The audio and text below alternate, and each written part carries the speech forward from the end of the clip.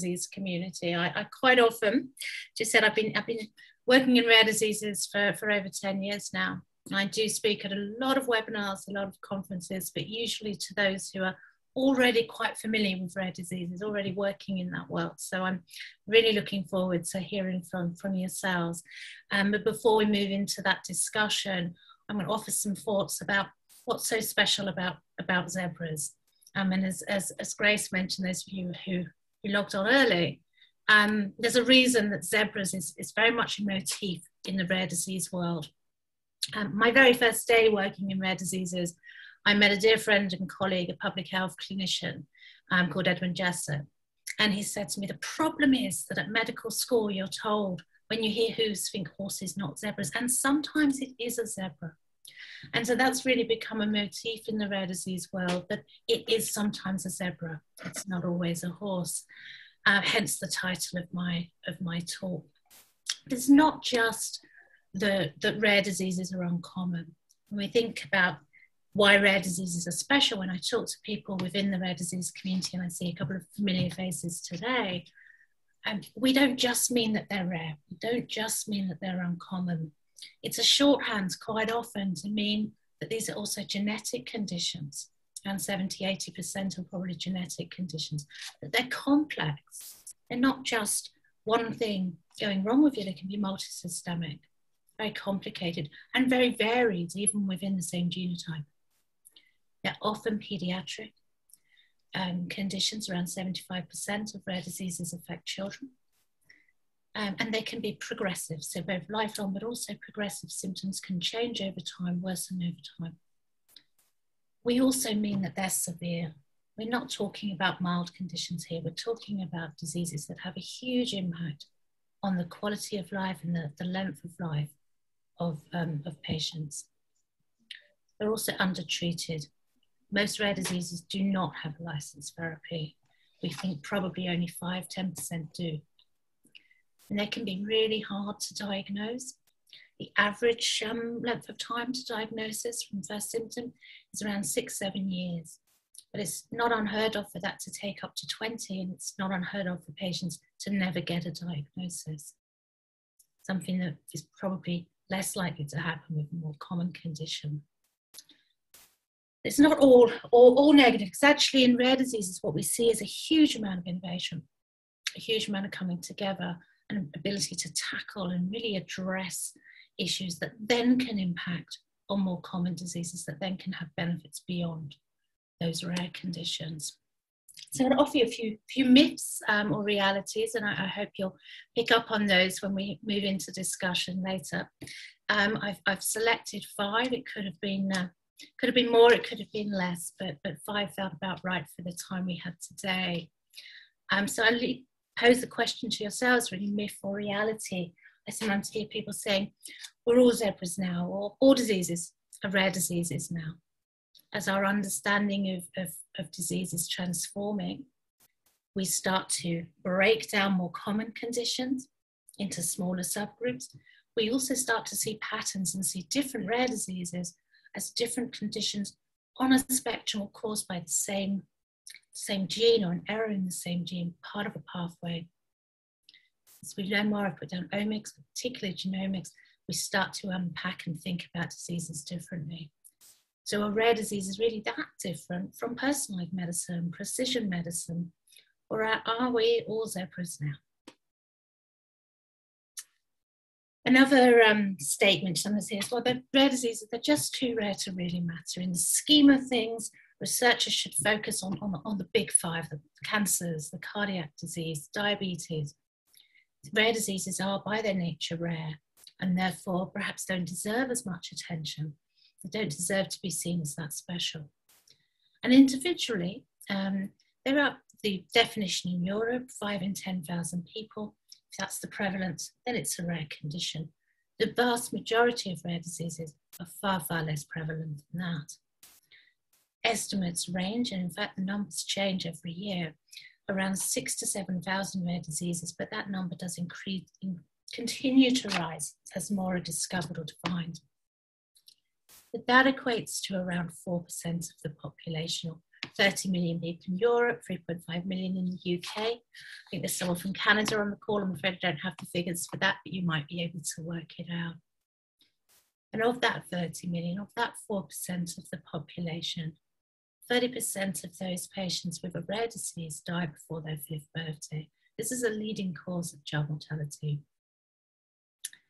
And again, that innovation, it doesn't just matter for the rare diseases in question, but actually by studying these rare genetic disorders, they can lead to wider benefits. And indeed, sometimes we refer to them as fundamental diseases, these, particularly the single gene disorders. So another thing that's said increasingly frequently, and in fact, there's been a review recently of European legislation around orphan drugs, is that there are incentives in place and they've worked. So we don't need them anymore. In fact, some payers can say they've been too successful. We've now got too many orphan drugs. And there's been Orphan Drug Act in the US since 1983, in Europe since, well, December 1919, it came into action in 2000. But there are various incentives and legislation in place across the globe: Australia, Brazil, Canada, China, Taiwan, to name but a few. And they do appear to have had an impact. There are definitely many, many more drugs receiving orphan designation, with a very large spike in 2017 in the US. And approvals have risen, so the smaller graphs are not on the same scale. Those bars are actually on a scale going 0 to 80, whereas the designations are going 0 to 500. So even though they were even lower than they appeared to be on this graph, even with all of that, we're still left with 95% of rare diseases having no treatment. So they may have been successful. The question then becomes, do we still need them? Do we need them to be more successful? And there's a corollary, companion piece to that, is the idea that orphan drugs are the new blockbusters. And this is a projection, the graph you can see here, of the top 10 orphan drugs expected to be the top 10 in 2024. And you can see that they're all comfortably over a $2 billion of revenue, which is well into the range of being defined as a blockbuster, which would be when if you had a $1 billion of turnover. To demonstrate that these are not coming because they're reaching lots of patients, they're coming because of perceived high prices. This was a list of, just, I would urge caution with the actual figures, but as a trend, some US prices, looking at the most expensive treatments ranging from over $2 million down to Soliris, in fact, one of the very first rare disease drugs I ever looked at, coming in at around 675, 680,000. The big range in those prices, the ones at the top, Zolgensma, gene therapy, a one-time treatment for a disease called spinal muscular atrophy, a devastating condition. And now there's a gene therapy that is hoped to have a lifelong impact and be a one-time treatment. The average price, mean price, absolutely is higher for rare diseases. At least this US data showed it coming in at 150,000 compared to 34,000 for a non-orphan drug in 2018. That again relies a very long tail, a very large range. Some drugs will be cheaper, some will be more expensive, but certainly there are high prices within the orphan drug world. So the question then becomes, well, do they still need any additional requirements? As Lisa said when she introduced me, I led work setting up the highly specialized technology program at NICE, which is set up precisely to give different treatments the opportunity to meet different requirements if they are for very, very rare conditions. Some would say a quality is a quality is a quality. It's something you hear from mostly from health economists, although some of you on the call today will probably say you would never say that. But the idea there is that whether or not you're seeing a benefit in diabetes or you're seeing benefit in Duchenne muscular dystrophy, that benefit can be measured and it can be compared and it is worth the same. And actually in the UK and in some other countries as well, we're seeing But there are some flexibilities built around that, and understanding that cost effectiveness thresholds can't really be the same for those rarer conditions, in part because there is a need for at least a minimal return on investment from industry or from any other manufacturer and researcher developing treatments. If that's going to be sustainable, if there's going to be reinvestment in new treatments, then they need to regain money, they need to regain their investment in order to be able to reinvest it. And there's far, far fewer patients in order to recoup that. There's also a challenge around evidence and uncertainty, and this is where I'm going to dwell a bit longer. So a number of challenges that are thrown up or suggested around evidence for rare diseases, usually put forward by those just trying to justify that they should be treated differently, that they can't be expected to comply necessarily with all of the standard rules and regulations. The first is small patient numbers, but I think what's important is probably that is just one reason. It is certainly not the only reason.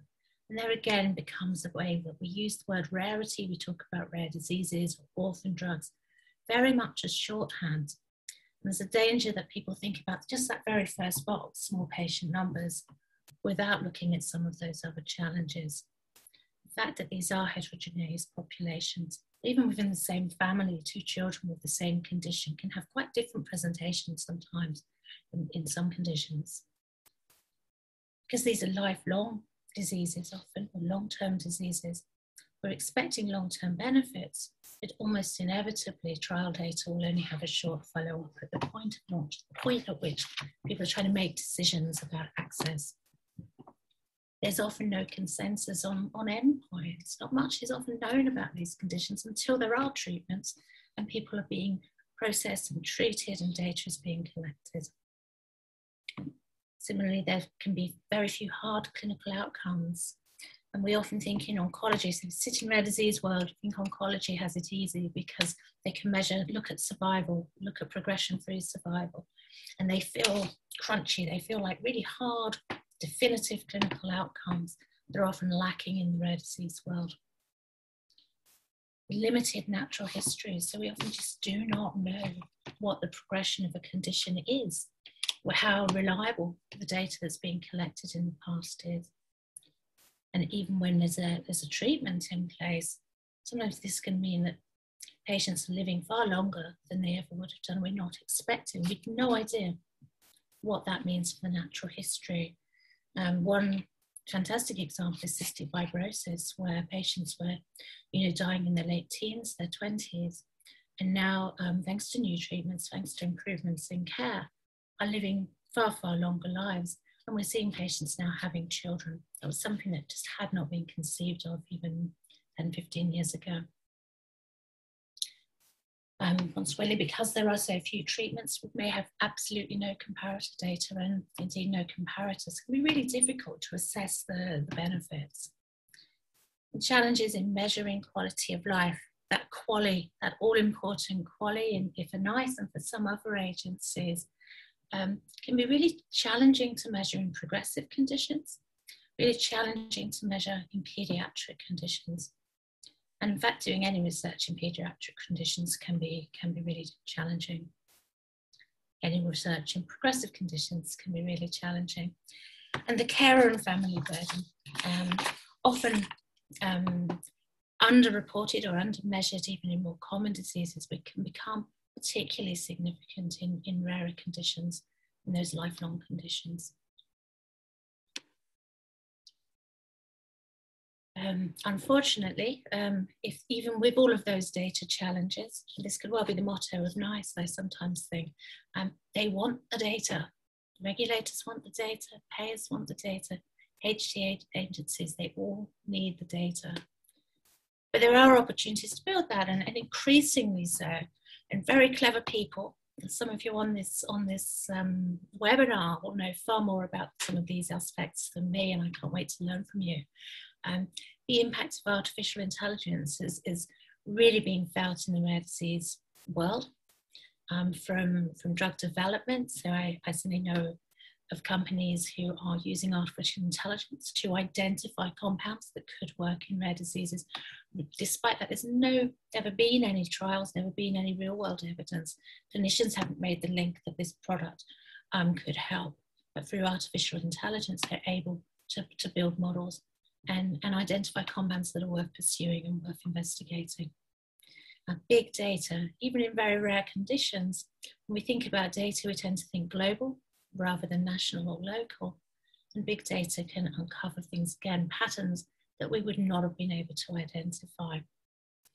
And one exciting area in terms of better understanding that burden of illness, better understanding the real impact and the really significant symptoms outside of the clinic that we see in the real world can be social media analysis. So taking the conversations the parents are having with other parents, the patients are having with other patients, and identifying really significant themes, things that come up a lot that can help inform natural history, can help inform our understanding of the burden of illness. And registries, increasingly popular. I think every rare disease charity, every rare disease group wants their own registry. And they've had problems in the past in terms of the quality of data and the requirements for clinicians, for busy hospital staff to input data, and the challenges of making registries speak to each other. I think there'll probably be a next generation of registries that will hopefully overcome some of those challenges. And part of that may be linking to electronic patient records. I'm really excited at the moment by a project involved looking at CPRD data, so a big slice of the patient records in the UK, and what that can tell us about real world experience from rare diseases and the real outcomes and the real burden of disease. There are also some really interesting pieces of work on patient-led data generation. So patient groups that are leading research, patient groups that are leading data generation to inform access, as well as clinical research.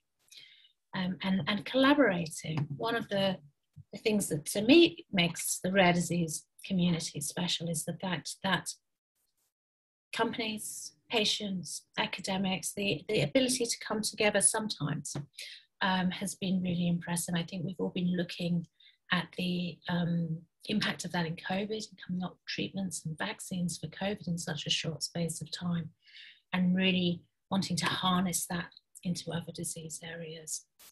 So I'm just going to finish with one example of a collaboration. I'm delighted that Emily Crossley is on the call, because actually this is very much her baby, very much the child of Duchenne UK, where Emily is one of the two chief executives.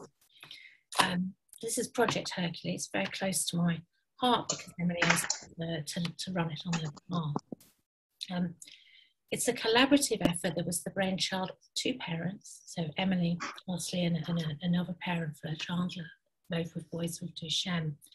And it was born out of frustration, frustration at watching systems struggle and fail to make decisions about whether or not a new treatment, the first licensed treatment for Duchenne muscular dystrophy, or DMD, should be reimbursed in the UK, but also in other countries.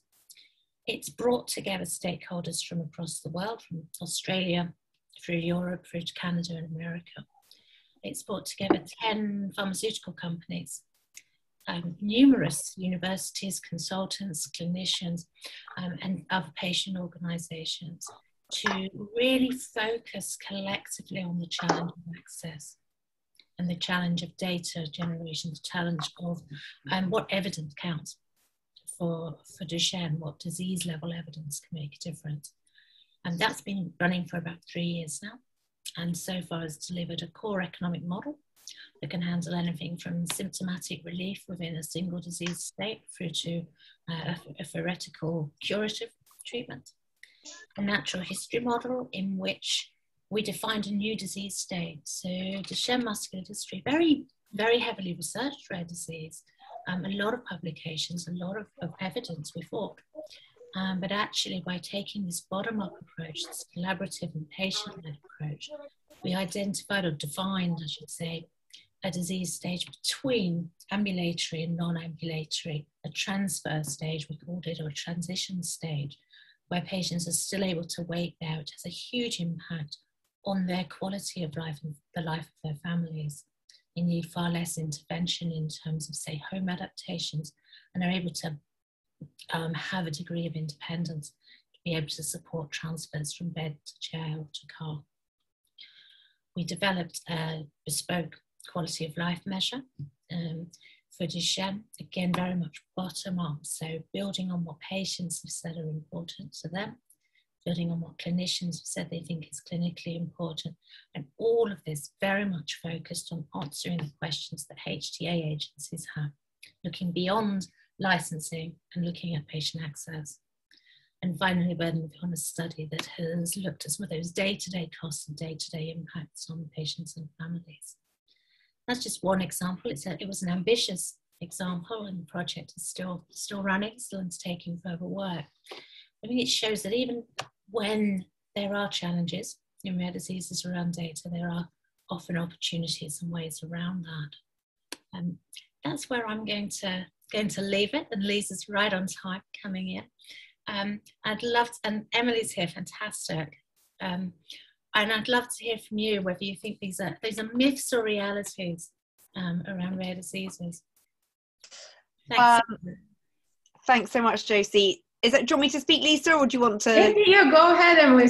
Kick off the discussion. You're best placed. Yes. I think they are absolute realities, and we've come up against all of those challenges. And the reason why rare diseases do need to be treated differently, has really, dawned on me as I've gone on this journey. I mean, I used to be a presenter for Channel 4 News and a correspondent. I was not a medical researcher or a doctor. It's been a very steep learning curve, but unfortunately I'm living it on the front line because my son has Duchenne muscular dystrophy. And I'm learning, quite quickly how the system, it's difficult to accommodate the challenges of rare diseases. And it's not just the small patient numbers, it's the heterogeneity in Duchenne. For instance, my son's nearly 14, he's still walking. Last year, a 14-year-old boy died of Duchenne, and a friend of mine's son, 9, has just stopped walking. So there's huge heterogeneity within the patient population, and the outcome measures that we're using, I think there's a problem there. I don't think they're sensitive enough to capture the changes that are significant to patients, but we need to prove to the regulators that they are significant enough to get approval and reimbursement. So it's been a very long journey for me, and I'm just so thrilled that Hercules has managed to try and capture some of this patient experience. I think redefining the natural history model is so important, because we're only seen in the clinic every 6 months, and these small changes that can actually be life-changing aren't necessarily picked up in clinic. Because my overriding take home from this experience of trying to translate the lived experience of Duchenne into the outputs of Hercules is that, in order to live with a progressive, debilitating childhood disease, in order to survive it and somehow not have a nervous breakdown, is to diminish in your mind and in your heart what each small loss means. And so then it's very difficult when you're asked to try and quantify that, to come to a nice panel or review. It's very difficult to put into words what those years of grieving actually mean for you and for your son and for your entire family. So if we can try and embed that patient experience within the tools that NICE and other organizations like them need to make decisions, the better that is. And I'm trying to get the learnings of Hercules adopted throughout the Duchenne community, and we've had such a warm welcome from people, and I'm now trying to see whether other rare disease areas could really benefit from this, because the process of HTA and the involvement of patients is really important, but it's very difficult for patients to engage in HTA. It's such a challenging, difficult arena. The language is so opaque, so technical, that to expect patients to get up to speed on what's required is really challenging. And we've got several companies now in the clinic for Duchenne, and the thought of each one of them separately instigating a burden of illness study and having to get in touch with patients and do survey after survey. Oh my God, it's just, overwhelming. But with Hercules, hopefully we've taken that burden away from the patients, and we've really worked so hard and at such a granular level to try and truly capture what's happening. So I'll stop there, but I definitely, I really enjoyed your presentation, Josie, and it spoke so strongly to what our experiences are in Duchenne. Thank you very much, Emily, for bringing the actual practical rather than theoretical perspective. And I very much sympathize with the situation that the gap between reality, what is felt, and the numbers that need to be entered into the economic model to make decisions, it's these are two different worlds, and it's probably like surgeon's job. You have to disentangle your emotions from decision making, and world disagrees with that for the right reasons. Well, I look forward to comments from the rest of you. So raise your hand or just go ahead and speak your reflections, because we've been focusing a lot on oncology. I think there's a lot we can learn from rare disease space. It's actually, I find it partially very frustrating, but partially extremely inspiring, because so much innovation, so many really transformative products came across in this space, which we cannot even dream about in other fields of healthcare. So as a society, it looks like certain things we can't do. But so who wants to go next in terms of comments and questions?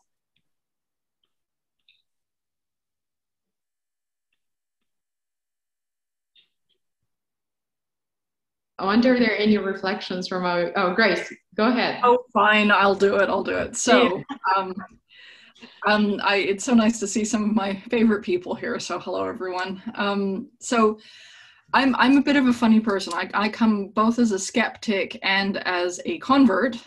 So my history is that I was at NICE, well, with Lisa and Ellie and Francois, and I've recently left to join MAP Biopharma. And I don't know whether you know this, but MAP Biopharma has quite a big interest in orphan diseases. Now, me personally, I don't particularly, for all of the HTA sorts of reasons. So I guess, how would you convince somebody like me about the importance of it? And also, I'm a great believer in science for the sake of science. So have you seen any specific spin-offs that have happened that have had, revelatory effects on other conditions or other kinds of technologies that have developed out of it? Because I always think that those are really interesting as well.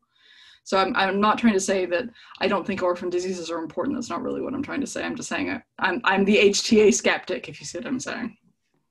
I worked with a few of those at NICE, so thanks. Yeah, just one or two. So I don't know that I'd convince you. I think I convinced a few of our colleagues, Grace, but probably not all of them. And that's fair enough. We come from different disciplines, right? We come from different, everyone has different areas of interest.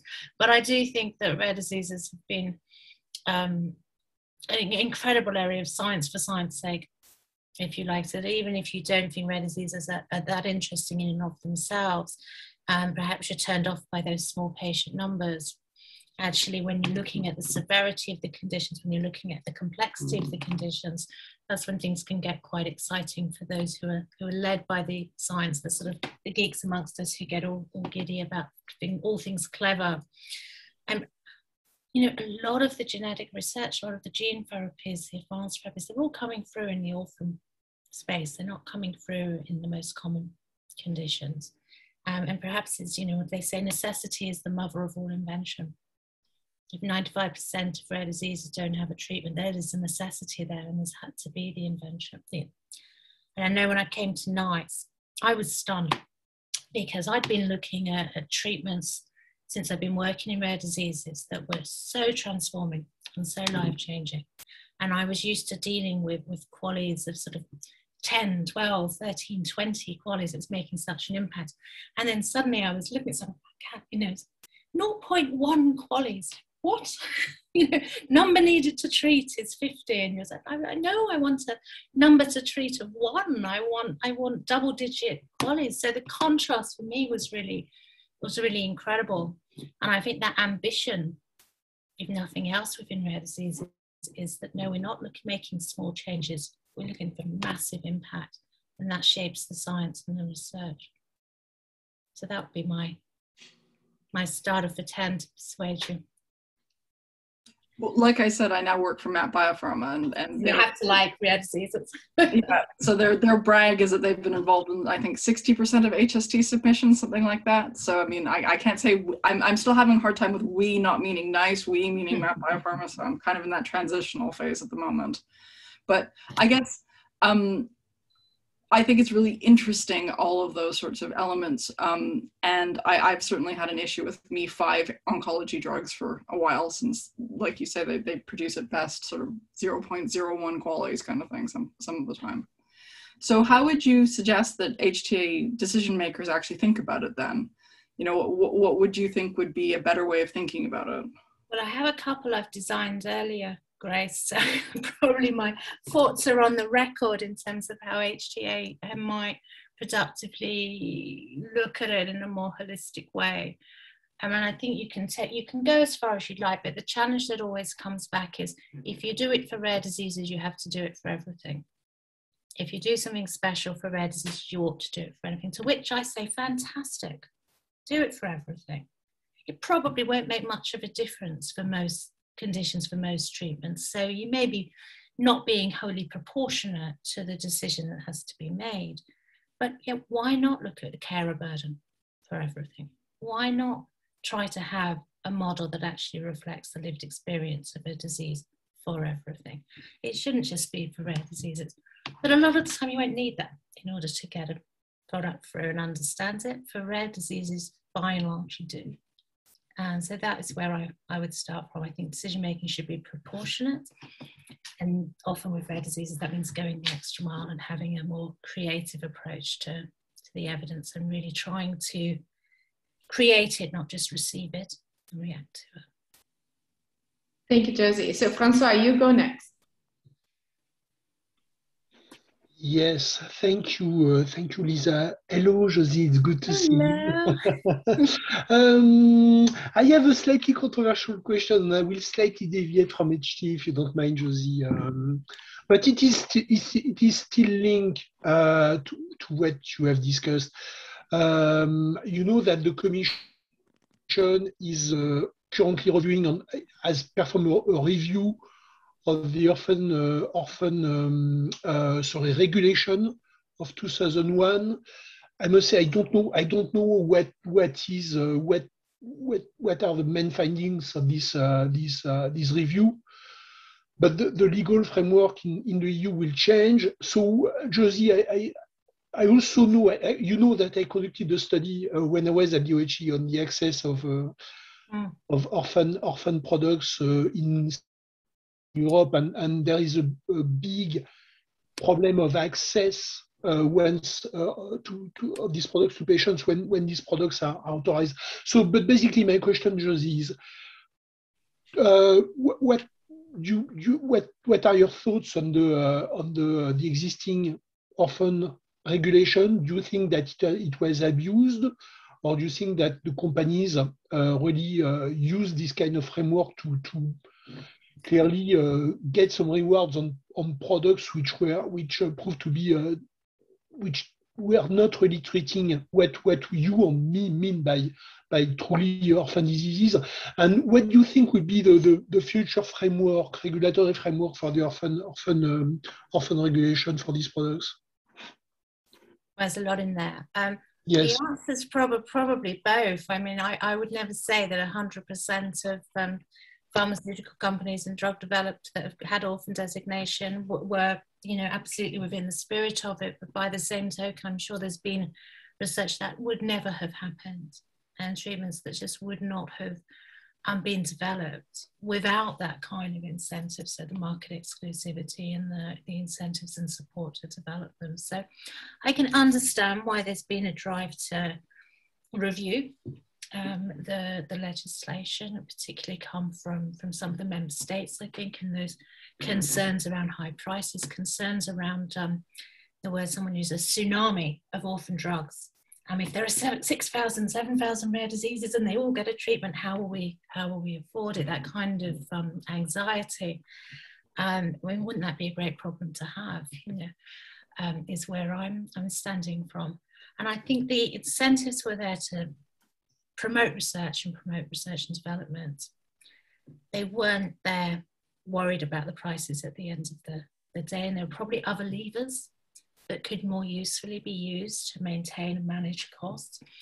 We could probably do more when treatments come off patent. There could be perhaps more incentives to bring other people into the market, and therefore to have a bit more of the benefits of competition and seen in more common conditions.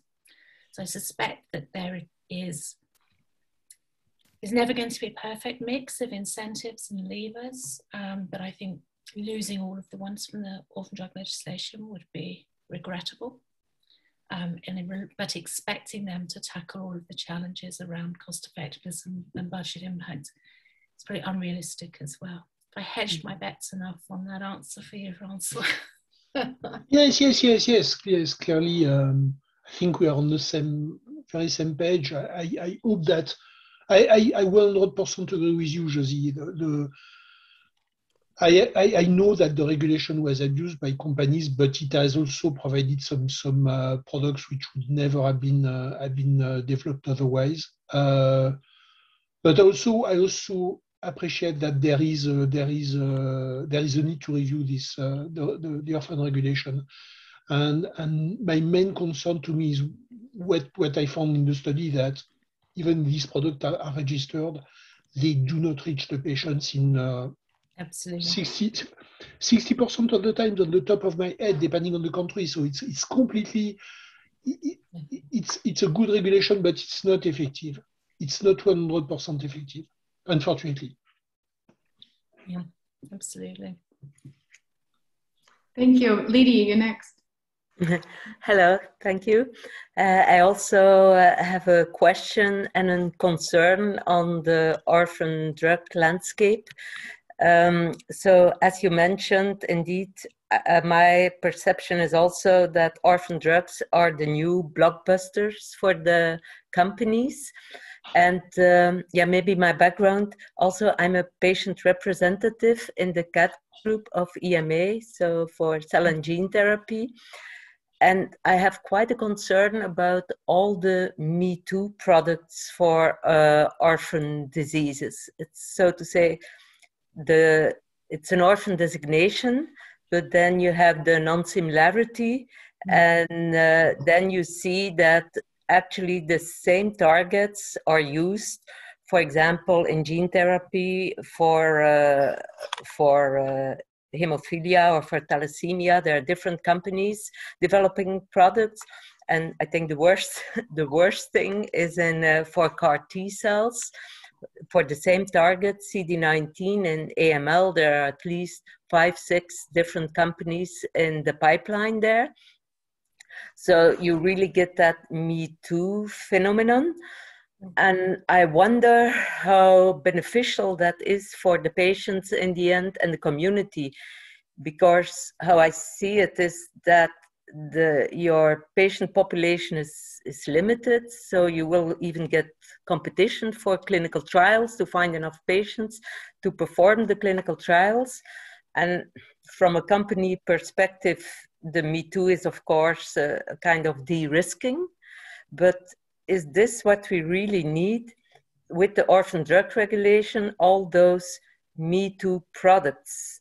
And I hear from the regulator side, we had on the big discussion on the interpretation of the non-similarity for biologicals. Of course, it's very easy to say for the same target you have non-similarity, but then in the end, how can the HTA decide if you have 5 products at high price for the same target, which one is the best, because you're lacking comparative effectiveness? So what's your opinion on this, what I see as an upcoming problem in the field? So for me, I suppose in some ways it's a nice problem to have, right? For a condition to go from no treatments to multiple treatments. And I can see Emily on the line, and I think Eric Lowe as well. So there are people who better able to speak from a patient community perspective than me, but from an HTA perspective or a payer perspective, the hope would then be that this drives down price. So if these are equivalent and they're all good, then we'll be able to have some competition, and then we'll be able to drive down price, and that will set lower precedents in other disease areas. But I think it is a shame in a lot of ways. You know, there are so many rare conditions where no one is doing any research, and there are a small number where they are disproportionately focused, and perhaps because they're better understood or the gene has been identified. And I guess then I go back to Grace of the science for science sake. That's, you know, hopefully there will be lessons and learning from that research that can be more readily applied, particularly in the gene therapy space, to the next condition and the next indication. Maybe if I can add a little comment on that, indeed the whole idea is it will drive down the price. At least in the oncology field, we had the same phenomenon for common disease with the checkpoint inhibitors, with all the big pharma companies developing checkpoint inhibitors, but the reality is the price has stayed at the same level. So driving down the price, I don't know, I would call on Jack what his view is on this idea, because the incentive for the companies to be in that space is, I think, for the price. And so, sorry, but I don't believe that it will... It's definitely more theory than practice, right? I haven't seen prices going down in the orphan world, but that is... So there's some great examples where they have gone down, actually. Oh, fantastic. And I'm slightly more concerned, if I'll be honest, about some of the not Me Too's, but the second generation. And I'd be really interested in other people's thoughts, but there are a number of situations where new treatments are coming through that are an improvement on existing treatments, not necessarily a massive change. And so they're focusing on small improvements within a disease area that's already got a fairly effective treatment, rather than, you know, that untapped territory of disease areas where there are no licensed treatments. Be interested if you're also concerned about that, or more just the multiple people in one area. Josie, where did you see prices coming down? Which areas did the prices come down? There's a lovely example in haemophilia.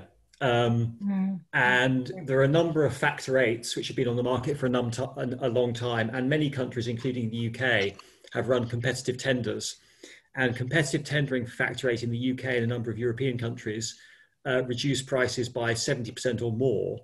And it allowed countries to switch their haemophilia populations from on-demand treatment to prophylactic treatment. I can also think in the US, where for certain rare diseases, but not all, the relatively substitutable products have started to have an effect on prices. But these things depend an awful lot on the domestic procurement process, right? So some European countries, in my view, are too stupid to run competitive procurement. They have these sort of bureaucratic methods where they sort of rank everything into a bunch of HTAs and say they're all the same, so we're going to pay the same. And then the countries that have been clever enough to run competitive procurement have saved huge amounts of money. I always forget haemophilia is a rare disease sometimes, because it's just gone in such a different direction when it comes to access, and they've been really successful with the tender. Yeah, Ireland, UK, a whole bunch of countries have been very, very successful with haemophilia.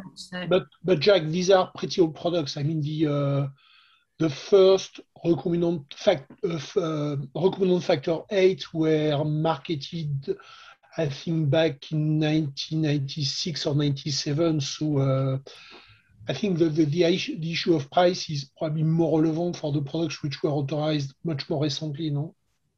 Well, so my personal view here is countries could do a lot more on competitive tendering than they do, and why they don't, I'm not sure. And I think often it's to do with caution around evidence, right? So people complain that there are too many PD-1s, PD-L1s. I don't see what's to stop national governments running head-to-head trials, and then if they deem that they're equivalent, running a competitive tender process, right? It seems to me a lack of imagination by the buyers. So the fact there are so many similar products creates a great opportunity to save money that people then don't take. Yeah, that's a very good comment. The thing is, the way when the new PDL1 comes to the market, of course, it's presented as the next breakthrough. And of course, it's much better. It's only later on, not later on. I mean, we know that it's not, but it's not the marketing strategy. No company will agree to that. And well, the thing is, the companies themselves obviously won't run trials that show their product are the same as everyone else's, right? So arguably, that's what the public sector needs to do. And there are some good examples. So it's been done with Herceptin, for example. It's been done with no great success, I might add, for other reasons. It's been done with some drugs to treat age-related macular degeneration, right? So it is done sometimes. It's been done with antidepressants. So it is done sometimes, but I'm just personally surprised how rarely it's done. Because there is no funding and the time lag when it's done, when it needs to be done, when prices are ridiculously high and we need to remove them. It's not happening. It's happening when the product is entering the generic space. And at that stage, these studies are clinically interesting, but they might not be as... No. Some of it's done before genericization. So again, with anti-VEGF for AMD and with Herceptin, it's done before genericization. But once again, when we look at rare diseases, chances of getting generics might be off the table completely because we might not go into that. Okay, but let's think where this discussion started, right? This discussion started with Lydie complaining about Me Too's, right? So if we're talking about Me Too's, then presumably one could compare them. All right, so I agree. Let's refocus on rare diseases. There's comment from Emily, but just one reflection, especially when Josie was presenting the framework in terms of whether we should have special treatment for rare diseases in terms of their appraisal.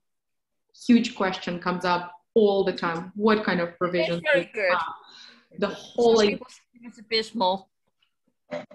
The whole idea about this is really on the table. And one thing the eluding thing is variety within a disease is huge.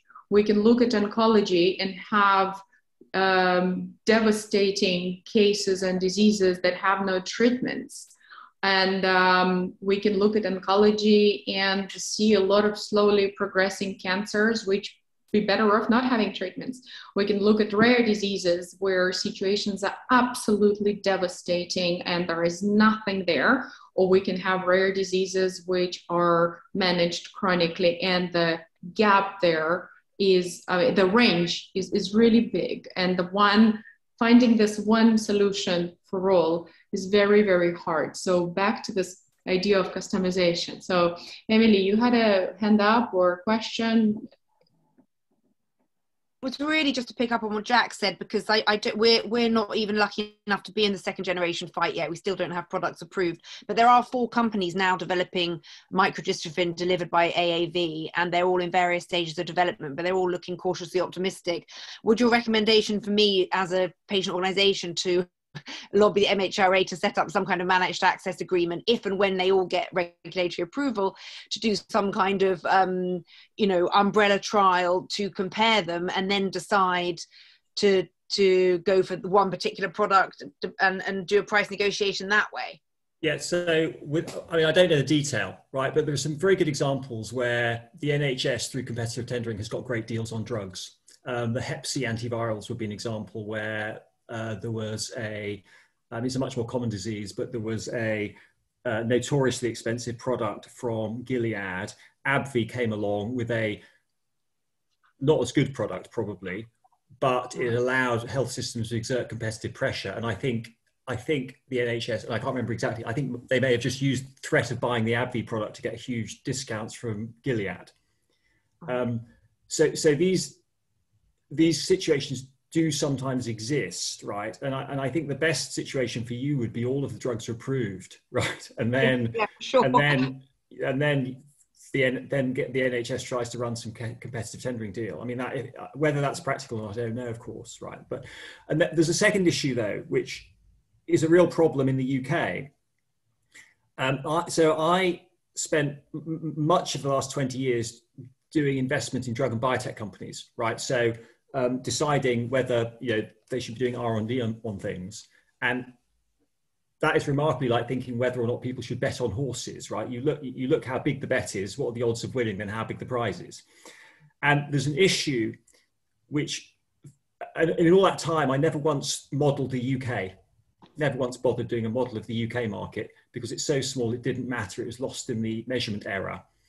So I model the US in detail and then sort of add between 50 and 100% for the rest of the world. That's how typically in the R&D stages, until you get very late in the day, you would think about revenues.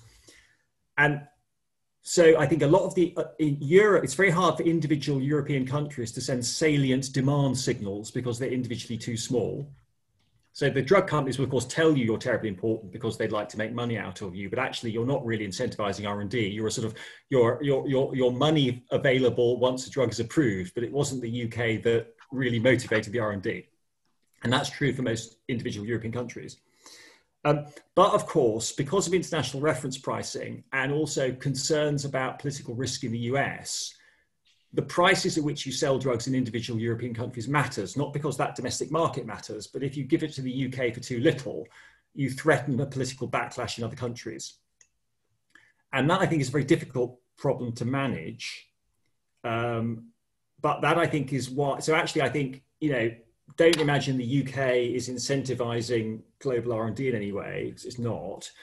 So actually, really, in the UK, it's an access debate. It's not a kind of rewarding R&D returns debate. And again, for what it's worth, if you want to get access in a stingy health system, you want the pricing to be as intransparent as possible so other countries can't work out what you're paying. And that allows the drug companies to price differentiate without raising political risk in the US to such a high degree. Thank you. Lisa, I just have a couple of very brief comments, and just going back to the sort of PD1, PD1L feeding frenzy that was the last decade, is that there's an issue around patience in research, because it's all very well saying, yeah, let's have 5 companies do some work in a particular area and then fight it out on price or whatever. But actually patients they have to be recruited into trials, and it's such a waste of resources and patients potentially going into trials that duplicate effort, that are often poorly designed. And the unintended consequence of that is they're not available for other trials. And that's what happened with PD1 and PD1L. A lot of other good research struggled because everybody got sucked into these PD1 trials. So I think that, there's different perspectives and different aspects of this whole debate, and it needs to be seen in a sort of bench to bedside sort of continuum from the perspective of different stakeholders to really understand where the solutions or where the issues and the solutions lie. And I think in the absence of coherent research strategies for therapeutic areas, it's always going to be a bit of a mess, and there's always going to be kind of waste.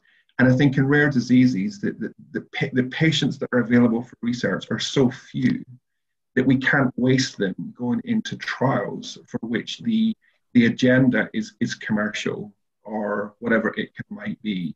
So I think there's a balance to be struck between how the pipeline is managed in rare diseases to make sure there's sufficient stuff coming through, but also that we're using that incredibly scarce resource of patients in a very, very sensible way, because otherwise we could waste opportunities.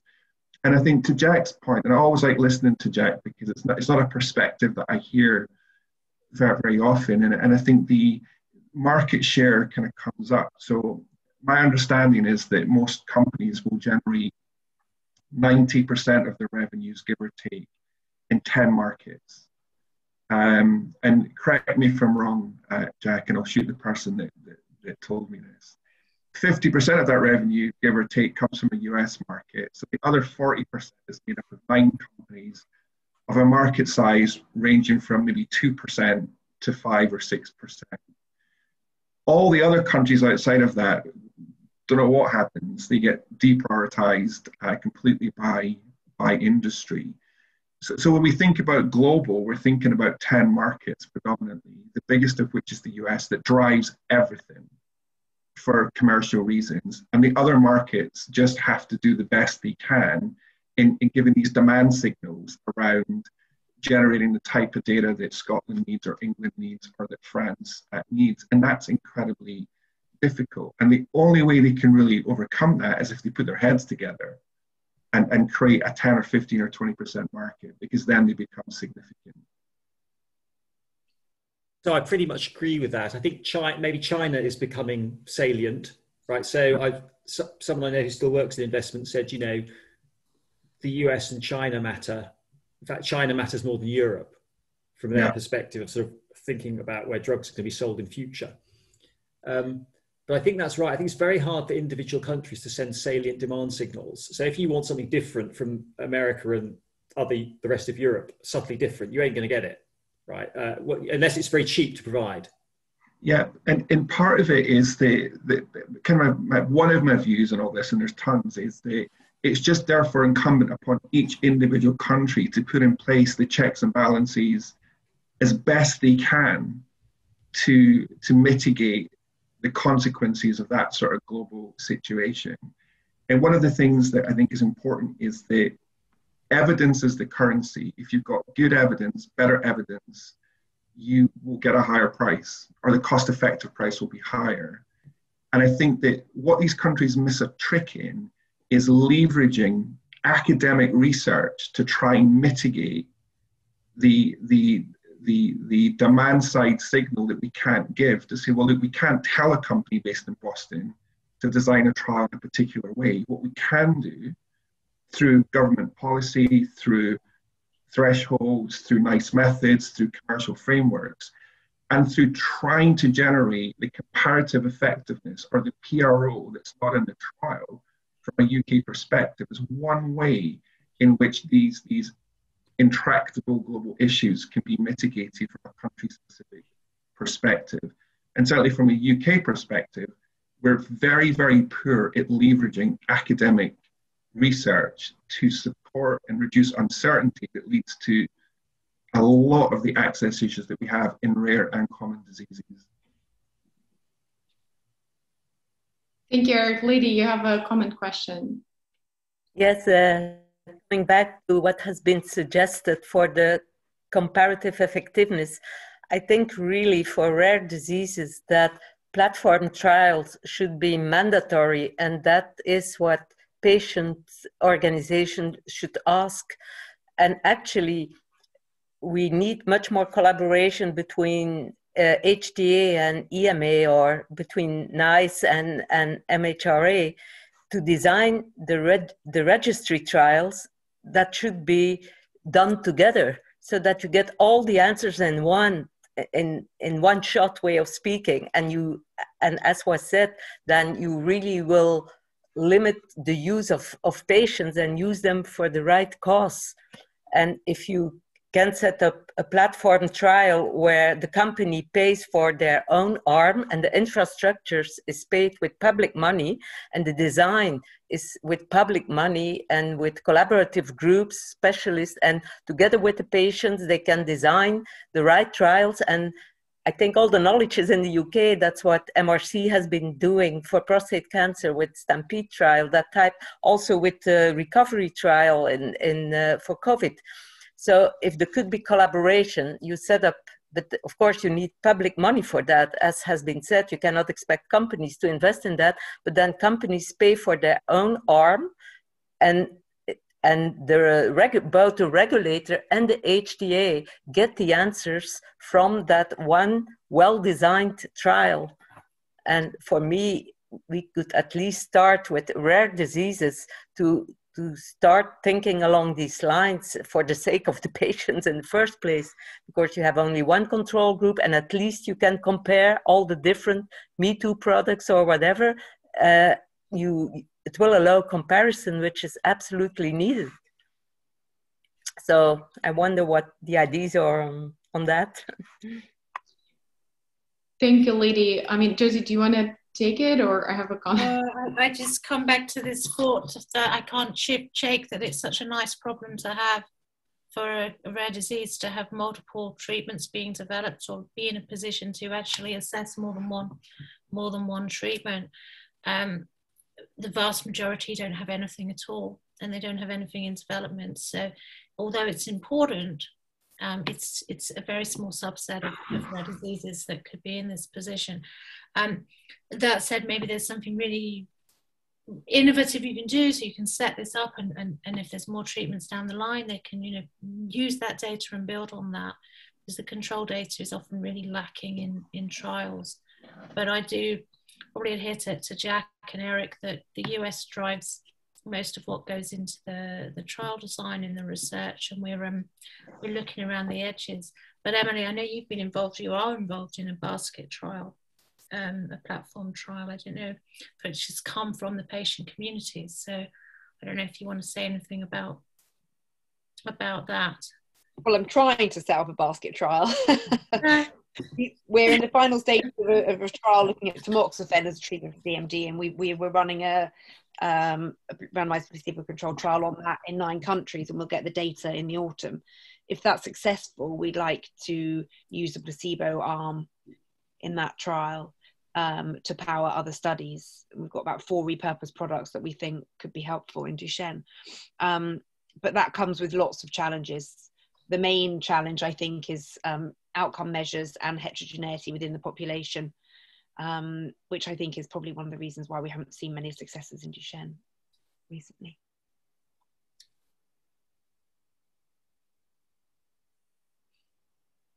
Thank you very much, Lydia. I think the comment to your proposal, which is excellent, if we get a chance to have, as Josie says, an area where there is something to compare, because it is a very clear problem in oncology, but hardly a dream in rare space. You've given brilliant examples of recovery and Stampede, but both were driven by, I would say, almost one individual, one group behind it saying this is needed.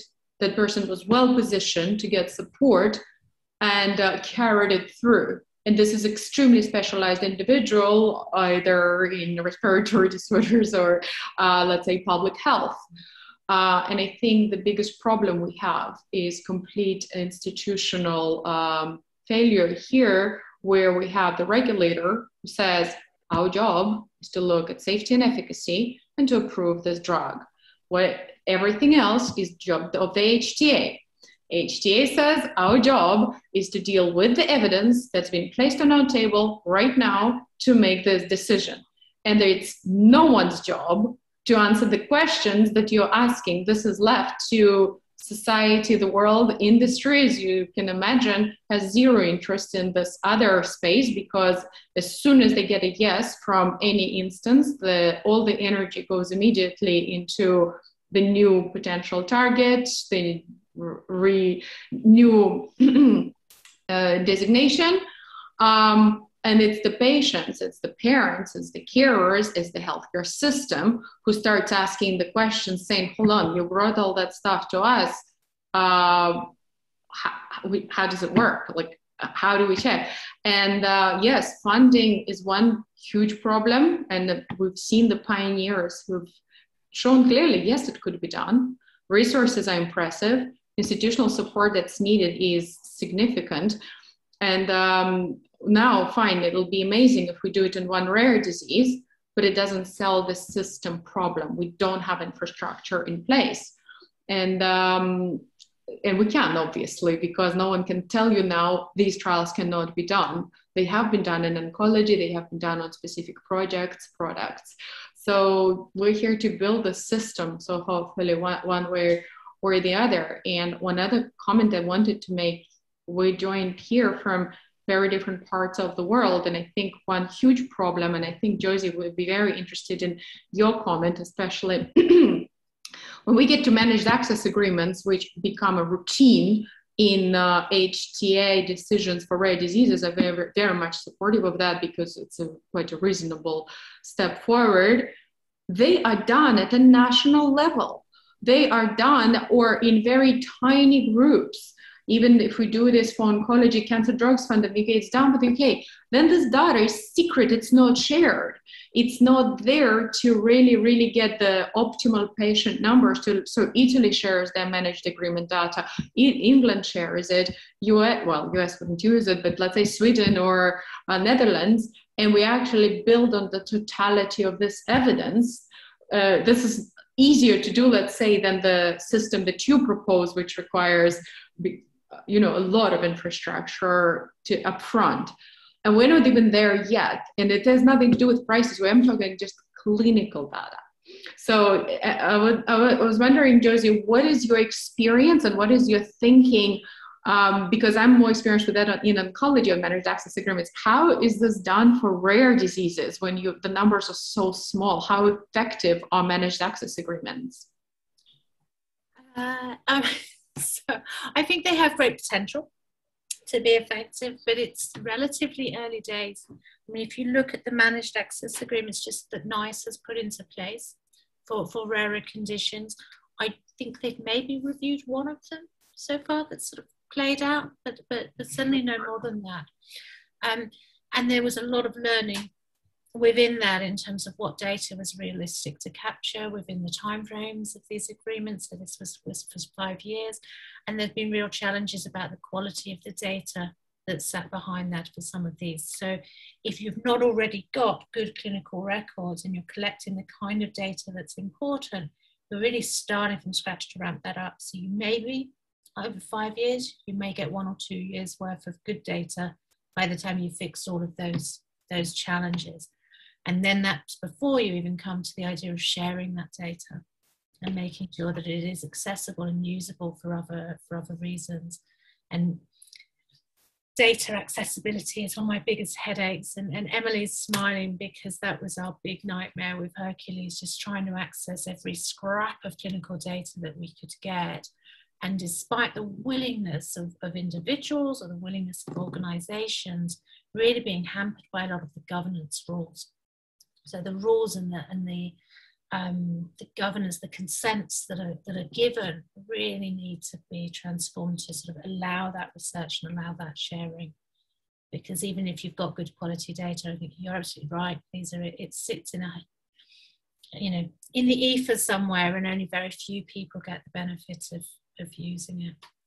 So yeah, I would love to see that change, and I'm hopeful that it will. 5 years might sound a long time, but in the world of pharmaceuticals and drug development, it's actually very short, and the learning, I think, will be coming quick and fast. That's a positive note. I'm trying to be upbeat today. The sun's shining. It's good to feel positive in the spring. Thank you very much. We're out of time, Josie. Very challenging ideas you've given us. Very good overview. Important for us to put it in the contrast of other issues we've been discussing in drug development, reimbursement, access. So lots to learn here. So appreciate your time. Thanks for coming, everyone. Thanks for a great discussion. Emily, we'll look forward to welcoming you in September with the patient perspective. It'll be fantastic. So great to see you, everyone, and have a good day. Thanks, Lisa. Bye. Bye.